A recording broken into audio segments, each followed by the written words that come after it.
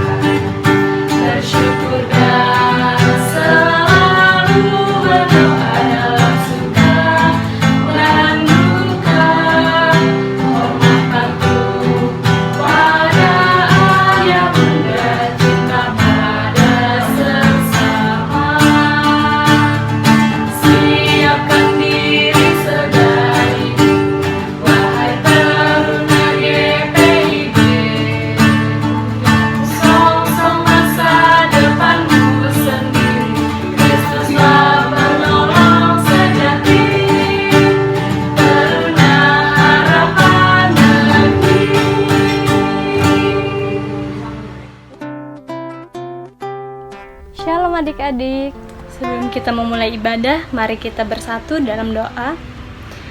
Allah Bapa yang bertata di dalam kerajaan surga, terima kasih Tuhan atas berkat-Mu pada pagi hari ini. Tuhan, sebentar lagi kami ingin memulai ibadah kami Tuhan, kiranya Engkau berkati ibadah ini Tuhan, dari awal hingga akhir agar dapat berjalan seturut dengan kehendak-Mu. Inilah doa kami Tuhan, kami berdoa dalam nama Tuhan Yesus, haleluya, amin. Bacaan Alkitab kita pada hari ini terambil dari Efesus 1 ayatnya yang ketiga sampai yang ke-14 yang akan kakak bacakan. Kekayaan orang-orang terpilih. Terpujilah Allah dan Bapa Tuhan kita Yesus Kristus, yang dalam Kristus telah mengaruniakan kepada kita segala berkat roh di dalam surga. Sebab di dalam Dia Allah telah memilih kita sebelum dunia dijadikan, supaya kita kudus dan tak bercacat di hadapannya. Dalam kasih Ia telah menentukan kita dari semula oleh Yesus Kristus untuk menjadikan anak-anaknya, sesuai dengan kerelaan kehendak-Nya, supaya terpujilah kasih karunia-Nya yang mulia, yang dikaruniakannya kepada kita di dalam Dia, yang dikasihinya. Sebab di dalam Dia dan oleh darahnya kita beroleh penebusan, yaitu pengampunan dosa, menurut kekayaan kasih karunia-Nya, yang dilimpahkannya kepada kita dalam segala hikmat dan pengertian. Sebab Ia telah menyatakan rahasia kehendak-Nya kepada kita, sesuai dengan rencana kerelaannya, yaitu rencana kerelaan yang dari semula telah ditetapkannya di dalam Kristus, sebagai persiapan kegenapan waktu untuk mempersatukan di dalam Kristus sebagai kepala segala sesuatu, baik yang di sorga maupun yang di bumi. Aku katakan di dalam Kristus, karena di dalam Dialah kami mendapat bagian yang dijanjikan. Kami yang dari semula ditentukan untuk menerima bagian itu sesuai dengan maksud Allah, yang di dalam segala sesuatu bekerja menurut keputusan kehendak-Nya, supaya kami yang sebelumnya telah menaruh harapan pada Kristus boleh menjadi puji-pujian bagi kemuliaan-Nya. Di dalam Dia kami juga, karena kamu telah mendengar firman kebenaran, yaitu Injil keselamatan-Mu, di dalam Dia kamu juga, ketika kamu percaya, dimateraikan dengan Roh Kudus yang dijanjikannya itu. Dan Roh Kudus itu adalah jaminan bagian kita sampai kita memperoleh keseluruhnya, yaitu penebus yang menjadikan kita milik Allah untuk memuji kemuliaan-Nya. Demikian pembacaan Alkitab. Judul renungan kita pada hari ini adalah pembebasan yang berwujud dalam keteraturan hidup. Pada waktu itu, surat Efesus ini ditulis oleh Rasul Paulus ketika waktu masih di penjara dan ditujukan kepada umat-umat orang Kristen non-Yahudi yang berada di kota Romawi. Dari bacaan Alkitab ini dapat kita ambil 4 poin penting. Yang pertama, Allah telah memilih kita sebagai anak-anak Allah bahkan sebelum dunia dijadikan, supaya kita kudus dan tak bercacat di hadapannya. Yang kedua, kita beroleh penebusan pada ayat yang ke-7. Penebus yang dilakukan di Bukit Golgota, di mana Tuhan Yesus telah mati disalibkan untuk menebus dosa-dosa kita sebagai umat manusia.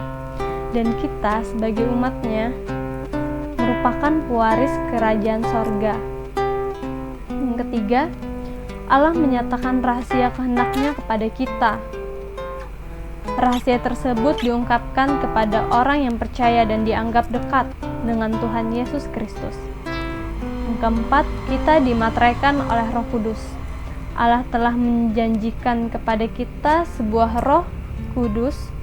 Allah berjanji pada saat hari Pentakosta, dan Roh Kudus ini hanya bekerja bagi setiap orang yang percaya dan mengenal Yesus sebagai juru selamat umat manusia. Jadi, pada renungan kita pada pagi hari ini, kita sebagai umat Tuhan diminta untuk dapat mewujudkan kasih karunia Allah sebagai orang percaya.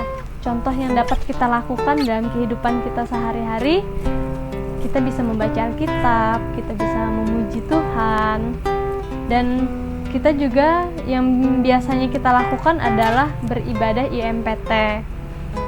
Dan biasanya juga sebelum pandemi COVID-19, adik-adik pasti juga ikut paduan suara di gereja. Itu adalah wujud kasih karunia Allah yang diinginkan. Dan juga adik-adik bisa hidup harmonis dengan sesama. Itu yang diinginkan Tuhan pada renungan kita pada pagi hari ini. Jadi adik-adik, dalam kehidupan sehari-hari kita punya banyak keberagaman.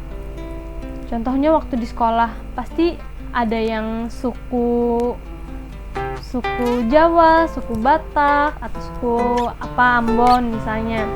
Terus ada yang agamanya Kristen, agamanya Buddha, agamanya Katolik, agamanya Islam. Kita kan banyak tuh, beragam.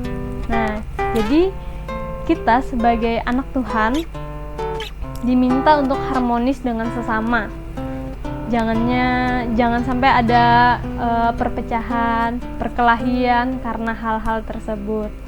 Jadi kita harus menjaga dan saling mengerti dengan adanya perbedaan, karena semboyan kita adalah Bhinneka Tunggal Ika, berbeda-beda tapi tetap satu jua. Gitu. Sebelum kita mengakhiri renungan kita, mari kita bersatu dalam doa. Allah Bapa yang bertata di dalam kerajaan surga, terima kasih Tuhan atas berkat-Mu kami dapat mendengarkan renungan ini Tuhan. Kiranya apa yang kami dengar ini dapat kami wujudkan dalam kehidupan kami sehari-hari Tuhan. Inilah doa kami Tuhan, kami berdoa dalam nama Tuhan Yesus. Haleluya, amin.